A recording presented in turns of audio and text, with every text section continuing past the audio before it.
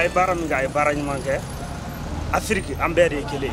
nin de ye badenya ye nin de ye sinjiya ye an kan ka nin de kɛ ɲɔgɔn ye Assimi dɔrɔn ta tɛ dɛ Afrique président bɛɛ kan ka nin de ɲɛsin ɲɔgɔn ma pour que jamana wɛrɛ olu ka se k'an ye k'an to n'u y'a ye an bɛ ɲɔgɔn fɛ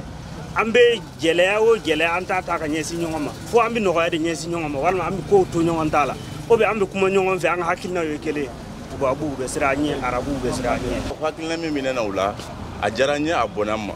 parce que an yɛrɛ tun bɛ nin de kɔ depuis ni bi ma se an ni Côte d'Ivoire kɛ sama sabari ni ɲɔgɔn kɛ a cɛman ni ɲɔgɔn kɛ an balimaw don depuis ni bi ma se vraiment n'a y'a faamuya k'u labila a diyara n ye a bɔnna n ma an bɛ Assimi fo la nin bɛ kɛ sababu ye bɛn ni kɛlɛya bɛ sinsin ni ɲɔgɔn kɛ et puis an ye balimaw ka kɔrɔ nin b'a tɔ sinsin kosɛbɛ an bɛɛ lajɛlen ye kelen de ye quoi mais komi ko minnu tun bɛ ka don a senkɔrɔ pour que ka ko ninnu lamɛn ta sinon ni Côte d'Ivoire an bɛɛ ye kelen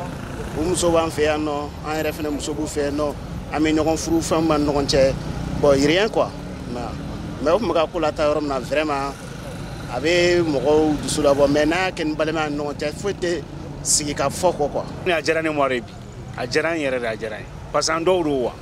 an bɛɛ ye sani olu na an bɛɛ jelikiri donc o bilali wala a diyara n ye halisa ala ka kɔ kɛ hɛrɛ ye. bon sɔrɔsiw bilali kɔni ne hakilina ye min y'a la bon a ɲɛna côté dɔ la a ma ɲɛ côté dɔ la parce que mun na a ma ɲɛ côté dɔ la parce que au début Alassane ye ko kɛ cɛ ye cogo dɔ la donc a ye ko kɛ cɛ ye bon fo a fana ni ka bɔ k'a ka yafama deli bon ale filila donc o fili kɔnɔna na n'a yafama deli Mali autorités fɛ donc o kɔfɛ fana ni bon problème t'a la an fana bɛ sɔn a ka fili ma an bɛ bilali kɛ. ne kun wulila wa a ma yuguba sitanɛ kun wulila a ma se ka tiɲɛli kɛ parce que ala ma ni jamana fila da tiɲɛli kama parce que anw bɛnbakɛw de ninnu sigi parce que Manden bɛ sigi don min u ye Manden saraka min bɔ ko Afrique ka bɛn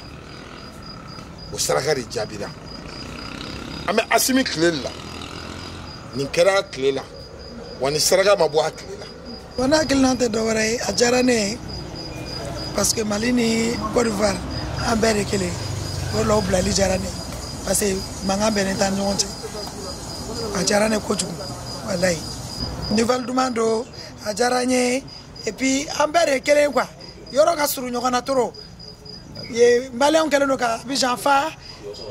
Ivoiriyɛnw kɛlen don ka Mali fa